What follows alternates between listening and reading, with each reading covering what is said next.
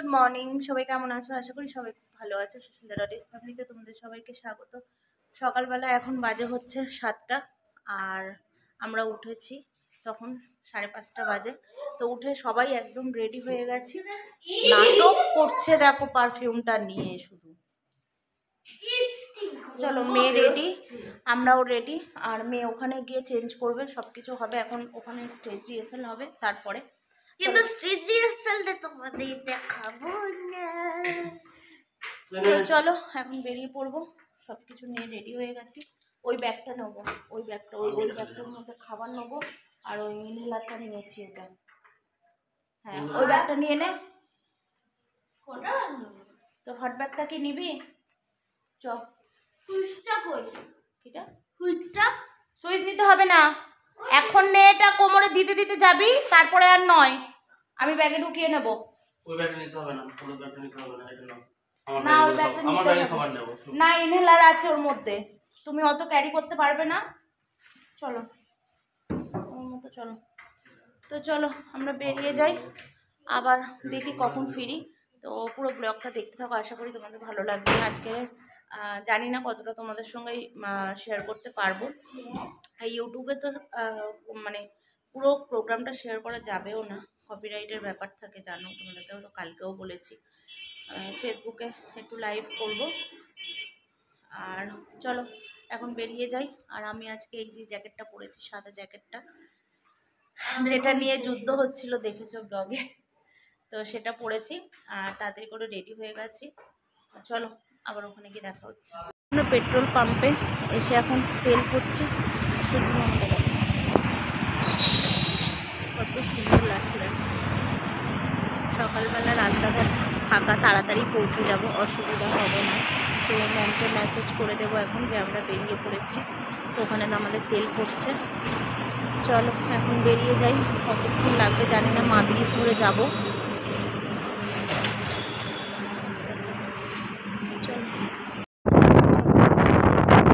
Line দিয়ে আছে অফিসের জন্য, আমাদের তেল ভরা কমপ্লিট, এখন আমরা চলেছি। সবাই যে স্কুলের জন্য দাঁড়িয়ে আছে, বাচ্চাগুলো অনেক কষ্ট করতে, তাই কি আর বলবো, ঠান্ডার মধ্যে করার নেই, স্কুল করতে হবে, অফিস করতে হবে, ঠান্ডা তো বললে হবে না।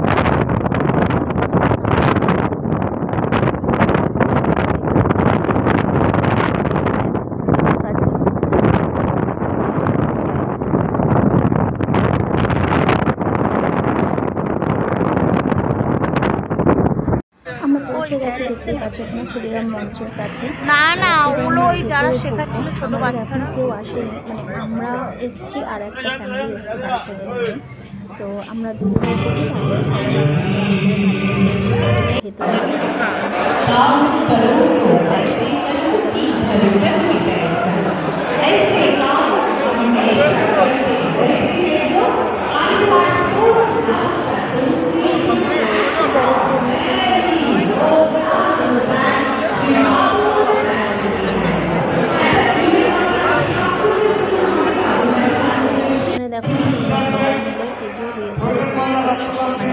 স্টেজ রিহার্সাল যা কিছু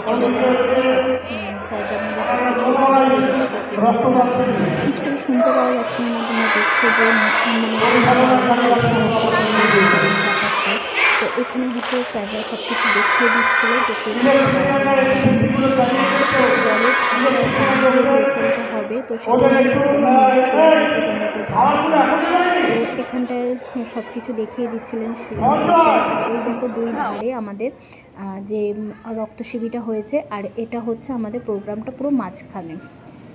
ওই দিকে ডান দিক বাঁ দিক দুই দিকেই মানে প্রোগ্রামটা হচ্ছে, মানে রক্ত শিবির প্রোগ্রামটা। আর এদিকে আমাদের মধ্যিখানে একদম ইয়েটা হবে, আমাদের যে ডান্স প্রোগ্রামটা। আরও অনেক কিছু, অনেকে আসবে, সব কিছুই তোমাদেরকে একটু একটু করে দেখাবো। যেহেতু এখানে প্রচুর লোক, মেয়েকে ছাড়া যাবে না একদমই, মেয়ের সাথে সাথে আমাকে থাকতে হচ্ছে। আর এখানে দেখো রিহার্সালটা পুরোটা দমে এখানে গান দিয়ে চলছে। খুবই সুন্দর একটা প্রোগ্রাম হয়েছে, মানে খুবই ভালো প্রোগ্রাম হয়েছে। তোমাদের সঙ্গে যেটুকানি পারবো মানে একদম ফাইনাল প্রোগ্রাম আমি তোমাদের সঙ্গে শেয়ার করব। আর যখন ভিডিও আসবে আমাদের কাছে তখন তোমাদের সঙ্গে আমি শেয়ার করে দেবো পুরো প্রোগ্রামের ভিডিওটা। তো মাঝখানে দেখছো রেড কালারের যে শার্টটা পরে, মানে শার্ট না, এটা একটা ট্র্যাকস্যুট টাইপের যে পরে রয়েছেন উনি হচ্ছে স্যার। তো সব কিছু এখানে দেখিয়ে দিচ্ছিল। তো চলো তোমরা পুরো ব্লগটা তোমরা দেখতে থাকো, আশা করি তোমাদের ভালো লাগবে। আর তোমরা 23শে জানুয়ারি কে কেমনভাবে কাটালে অবশ্যই কমেন্ট করে জানিও।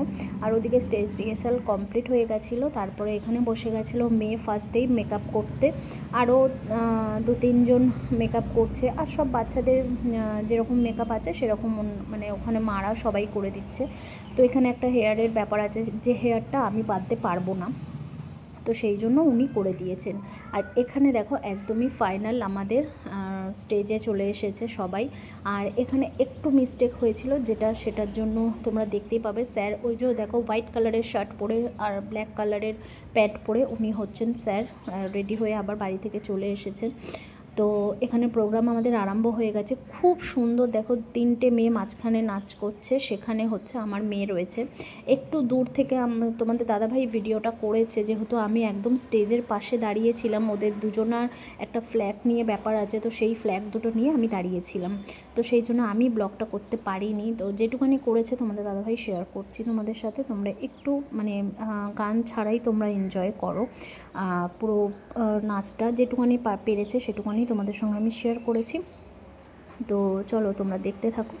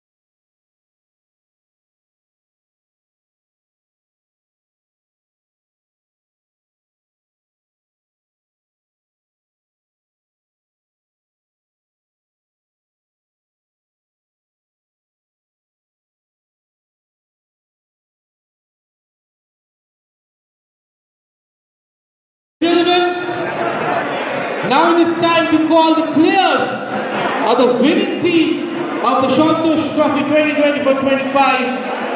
Habichaija, roaring round of applause for every one of you. Let me call the first player, Mr. Shubhdeep Hajra. Very jore haat tali shobhdeep. Morning, everyone. Can we have some noise? Auditor? Absolutely. Would you like to hear a noise? Absolutely, I want to.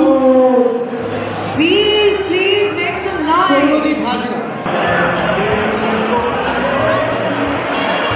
হাজি হতে হবে তাকে শুভদীপ হাজরা একটা করে জোরে হাততালি হোক আর একদমই programme complete.